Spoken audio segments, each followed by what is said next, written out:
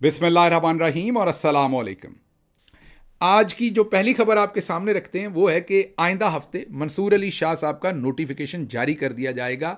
ये मुसद्दका ज़राए से कैपिटल टीवी ने पाकिस्तान के अंदर खबर दी है। अब याद कीजिए 4 महीने पहले से मैं आपको एक एनालिसिस बार बार दे रहा हूँ और आपको याद करवाता हूँ कि ये मेरा एनालिसिस है, आपने याद रखना है। अब तो शायद 5 महीने हो गए हों या 4। मैं आपको दिखाऊंगा इंशाल्लाह किसी दिन शॉर्ट के। सबसे पहले मैंने ये कब दिया था आपको एनालिसिस, और मैं शायद वाहिद ही हूँगा जो आपको ये बार बार एनालिसिस दे रहा हूँ कि काजी फायज ईसा को मुझे नहीं लगता कि जनरल आसिम मुनीर साहब चीफ जस्टिस रखना चाहते हैं। हाँ, नवाज शरीफ रखना चाहते हैं और उसके लिए नवाज शरीफ सरतोड़ कोशिश कर रहे हैं।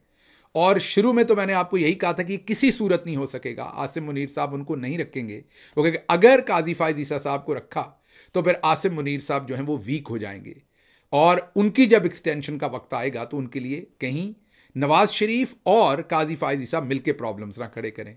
मैंने आपको पूरी तरह एक्सप्लेन किया था कि क्यों। आपको तो लगता होगा कि आसिम मुनीर साहब और इस टाइम नून और पीपल्स पार्टी तो एक हैं, तो क्यों नवाज शरीफ साहब आसिम मुनीर साहब के लिए प्रॉब्लम्स खड़ी करेंगे। याद रखिए, नवाज शरीफ साहब लंदन एग्रीमेंट के तहत आए थे। काजी साहब, आसिम मुनीर साहब, नवाज शरीफ साहब और इलेक्शन कमीशन लंदन एग्रीमेंट के सिग्नेटरी थे। काजी साहब ने तो नवाज शरीफ को धो दिया, बिल्कुल क्लीन कर दिया आने पर, लेकिन आसिम मुनीर साहब की मिलिट्री इस्टेब्लिशमेंट ने नवाज शरीफ साहब को रुस्वा कर दिया। नवाज शरीफ साहब के भाई को तो लाहौर से जितवा दिया, बेटी को भी जितवा दिया। नवाज शरीफ साहब को मानसेरा में हराया गया और लाहौर में हरवाया गया, पहले बेइज्जत किया गया और उसके बाद जाली, बहुत ही दकियानोसी जाली तरीके से उनको जितवाया गया। मीन उन्हें जिंदा तो छोड़ा लेकिन ऐसी चोट दी गई, ऐसे रुस्वा किया गया उन्हें कि उसके बाद वो बेचारे बौंतरे हुए फिरते, उनको समझ नहीं आती। Like he is in such a pain कि ना वो बोल पा रहे हैं ना चुप रह पा रहे हैं। वो एक अजीब मखमसे में है। आप ये समझिए कि वो सुप्रीमो हैं नून लीग के, वो उनके कोई प्रेसिडेंट या चेयरमैन नहीं है, सुप्रीमो है, मीन सबसे ऊपर हैं वो। और उनकी इखलाकी हालत ये कि उनके नीचे उनके एमपीएस को तो जितवा दिया लेकिन उनको हरवा दिया। तो क्योंकि आसिम मुनीर साहब यही चाहते थे, वो नवाज शरीफ को प्राइम मिनिस्टर नहीं चाहते थे, इसलिए उन्होंने उनका यह हशर किया, भिगो भिगो के मारा। अब नवाज शरीफ साहब के बारे में ये सबको पता है कि वो भूलते नहीं हैं, वो अपने वक्त पर अपना बदला ज़रूर लेते हैं, कीना रखते हैं। शायद ये आसिम मुनीर साहब को पता है, इसलिए वो किसी सूरत भी काजी साहब को नहीं रखना चाहते। ये मेरा एनालिसिस है।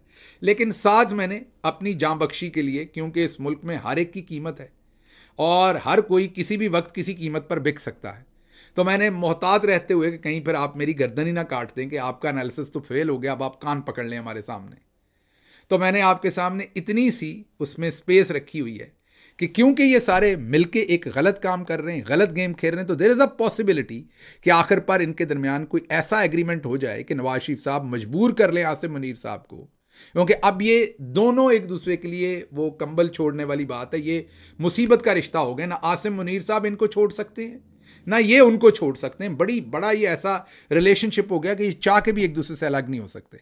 तो हो सकता है कि किसी ना किसी तरह से नवाज शरीफ साहब इनको आखिर पर राजी कर लें और किसी सूरत काजी साहब को एक्सटेंशन मिल जाए। लेकिन अभी तक भी जो मुझे नज़र आ रहा है, मेरे नज़दीक 90% चांसेस मेरे उसी तज्जिए के हैं कि काजी साहब जो हैं वो फारिग हो जाएंगे और उसके अलावा आईनी तरमीम होगी जिसमें काजी साहब पिक्चर में ना हो और ये कोई ऐसा काम करें। क्योंकि मेरा तज्जिया काजी साहब तक, उस टाइम आईनी अदालत का तो शोर तो अब शुरू हुआ, उस वक्त तो हमें आईनी अदालत वाले ये जो शोशे का पता भी नहीं था जब मैंने 5 महीने 4 महीने पहले आपको ये एनालिसिस दिया था। तो अब तरमीम होगी नहीं होगी, कौन सी होगी, ये आने वाले दिनों में हम देख लेंगे। लेकिन मैंने दोबारा आपको कहा कि मुझे वो होता हुआ नजर आ रहा है। एक वजह उसकी, आज जो वकला का एक बहुत बड़ा कन्वेंशन हुआ इस्लामाबाद में, मीन कल, वो भी इसी का शाखसाना लगता। मैंने आपको बताया था कि हमारे वकला भी तब तक नहीं निकलते जब तक कहीं ना कहीं से जनरेटर बैटरी ना लगी हो। तो वकला ने जिस तरह का भरपूर एक, आप समझ रहे ना, भरपूर किस्म का उन्होंने काम कर दिया। और उससे पहले उल्मा पहुंच गए ऑल द वे अदालत में और काजी साहब को उल्मा ने बिल्कुल रगड़ के रख दिया और काजी साहब की तबीयत 0-0 कर दी। उसके पीछे पाकिस्तान तहरीक इंसाफ भी डी चौक में बड़ा दबा के अपना जो है एहतजाज कर भी रही है और कर भी चुकी है। और उसके पीछे वकला जो है वो बड़े ही धुआंधार किस्म का कन्वेंशन हुआ जिसमें हामिद खान साहब ने तो माफ़ी मांग ली सबसे। ये कहा कि मैं माजरत ख्वाह हूँ कि मैंने इस काजी को सपोर्ट किया था और इमरान खान से ताल्लुकात ख़राब किए थे। हालांकि ये बहुत गलत आदमी था और मुझे शर्मिंदगी है कि ऐसे इंसान को तो जज ही नहीं होना चाहिए था, मैंने इसको सपोर्ट की। बाकी वकला ने भी कहा कि हम जजेस के साथ खड़े हैं और ऐसी की तैसी। तो ये तमाम चीज़ें जब मैं इकट्ठी करके देखता हूँ तो मुझे लगता है कि मामला थोड़े से काजी साहब के लिए वाकई ख़राब हैं। आगे चलते हैं जी। आदिल बाज़ई को डी सीट करने के लिए ये पाकिस्तान तहरीक इंसाफ से जीते थे, इनको नून लीग में ज्वाइन करवा दिया गया। मुझे नहीं समझ आदिल साहब ने हाई कोर्ट में क्यों नहीं रेट की कि मुझे नून लीग का ना बनाएं, लेकिन इनको नून लीग का बनाकर नून लीग को मखसूस निशस्त दी गई बलूचिस्तान से। अगर ये वक्त पर रिट कर देते आदिल भाई तो शायद नून लीग को मखसूस नशस्त ना मिलती, शायद क्या यकीनन ना मिलती, लेकिन ये भी खामोश रहे। लेकिन चले इनकी मेहरबानी कि कम से कम ये क्लेम करते हैं कि मैं पाकिस्तान तहरीक इंसाफ का हूँ और मैंने वोट तहरीक इंसाफ को देना, इनकी मेहरबानी है। और अब ये काबू नहीं आ रहे लोगों के, मीन मिलिट्री इस्टेब्लिशमेंट के, तो अब इनको ब्लैकमेल करने के लिए इनका रेफरेंस बनाकर भेज दिया गया है। और जो पीटीआई से जीते हुए हैं उन्हें कहा गया है कि उन्होंने नून लीग की पार्टी पॉलिसी पर वोट नहीं किया, इसलिए नवाज शरीफ ने उनके खिलाफ रेफरेंस स्पीकर को भेजा और स्पीकर ने अब इलेक्शन कमीशन ऑफ पाकिस्तान को भेजा है। इसी तरह चौधरी शजाद साहब ने चौधरी इलियास साहब जो गुजरात से हैं उनके बारे में भी एक रेफरेंस ऐसा भेजा हुआ है, लेकिन इंटरेस्टिंग बात है कि उनका रेफरेंस जो है वो अभी तक आगे नहीं गया। अब देखते हैं इस पर क्या होता है।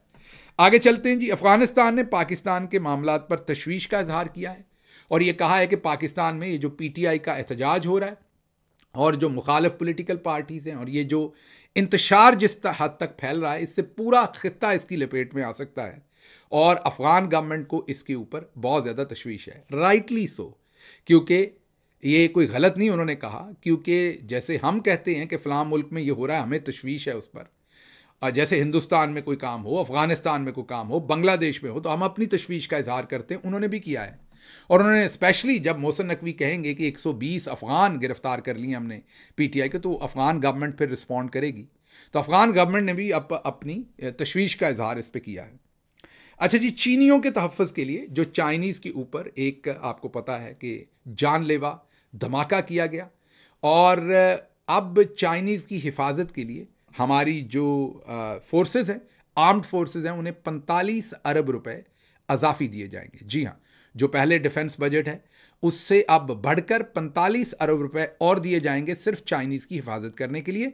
इसकी मंजूरी कल दी गई है।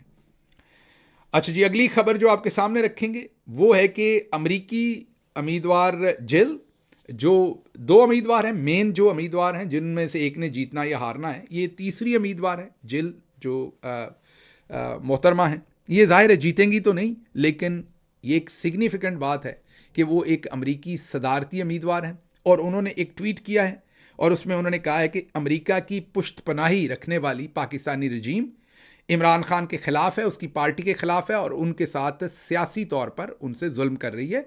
इमरान खान को फौरी तौर पर रिहा करना चाहिए, ये उन्होंने ट्वीट किया है। ये बहुत ही सिग्निफिकेंट ट्वीट है कि एक अमेरिकन प्रेसिडेंशियल कैंडिडेट, मैंने ये कहा कि ये जीत नहीं सकती क्योंकि ये ना डेमोक्रेट पार्टी से ये ना रिपब्लिकन से है, ये जीतेंगी नहीं, लेकिन बहरहाल फिर भी अमेरिकी प्रेसिडेंशियल कैंडिडेट हैं, तो इनका ये ट्वीट करना और ये कहना कि इमरान खान और उसकी पार्टी के साथ जो कुछ हो रहा है वो अमेरिकी हुकूमत की पुश्तपनाही के साथ हो रहा है और इमरान खान को फौरी रिहा कर देना चाहिए, अब काफ़ी हो गया है, ये बहुत ही इम्पॉर्टेंट एक सिग्निफिकेंट मामला है। उसके अलावा उज़मा खान साहबा, अलीमा खानम साहबा, उनको पेश किया गया है अदालत में। एक रोज़ा उनका और रिमांड दिया गया, उनको पेश नहीं किया जा रहा था। जज ने फिर कहा कि अगर आपने 3 बजे तक पेश ना किया तो फिर मैं उनका ये मुकदमा बर्खास्त कर दूंगा और उनकी जो गिरफ्तारी है वो गैर कानूनी करार दे दूंगा। तो फिर मजबूरन लाकर दोनों बहनों को पेश किया गया। इस वक्त अगर आप देखें तो इमरान खान साहब का तकरीबन पूरा ख़ानदान जेल में है, 1 या 2 बहनों के अलावा बाकी सब जेल में अगर आप देखें, और उनका भांजा भी जेल में, उनकी बीवी भी जेल में है। तो इमरान खान ने कुर्बानी देने वाली या इमरान खान ने जो भी कीमत चुकाने की कोई कमी इस वक्त रखी नहीं, लेकिन उनकी बहनें भी, उनकी ज़ौजा भी, उनका भांजा भी, वो ख़ुद भी पूरी डट के, ज़रा सी भी कोई इंटेग्रिटी में और डिग्निटी में कमी नहीं आ रही और डट कर वो जेल भुगत रहे हैं। 1000 प्रोटेस्टर्स को रावलपिंडी और इस्लामाबाद में से गिरफ्तार किया गया। ये हम नहीं कहते, ये अखबार कह रहा है। और इसी तरह न्यूज़पेपर कह रहा है कि कम से कम 1500 लोगों को लाहौर में गिरफ्तार किया गया। तो ये 2500 वर्कर जो हैं वो पाकिस्तान तहरीक इंसाफ के पिछले 2-3 दिन में गिरफ्तार हुए हैं, जिसमें से कुछ रिहा हुए हैं, कुछ होंगे, कुछ को बेचारों को दहशतगर्द बनाकर पेश किया गया है। तो ये अहवाल जो है वो आपके सामने वहाँ से रखना था। फिर एक आपके सामने अनाउंसमेंट करनी है। बेल्जियम में जो पाकिस्तानी एम्बेसी है उसके सामने 9 अक्टूबर को, जी हाँ अक्टूबर 9 को, हमारे जो बेल्जियम का चैप्टर है उसमें हमारे काबरीन है, जाहिर है वहाँ पर जो हेड करते हैं गुलाम रबानी साहब, उन्होंने और उनकी टीम ने एक प्रोटेस्ट ऑर्गेनाइज किया है। ये तकरीबन 2:30-3 बजे दोपहर को होगा। जो बेल्जियम ब्रसल्स के अंदर जो पाकिस्तानी एम्बेसी है उसके सामने ये प्रोटेस्ट होगा। और आप सबसे गुजारिश है कि 9 अक्टूबर को 2:30 बजे से 3 बजे, दोपहर 2:30 बजे के करीब आपने तशरीफ़ लेके जानी है। अगर आप गिरदोनवा में हैं तो ज़रूर तशरीफ़ लेके जाइए और इस एहतजाज को कामयाब बनाइए। ख़बरें और भी हैं, उन सब ख़बरों को कवर करेंगे हम आज के पंजाबी वीलॉग में। मुझे यहाँ से इजाज़त दीजिए। अल्लाह आपका हामी व नासिर हो। पाकिस्तान जिंदाबाद।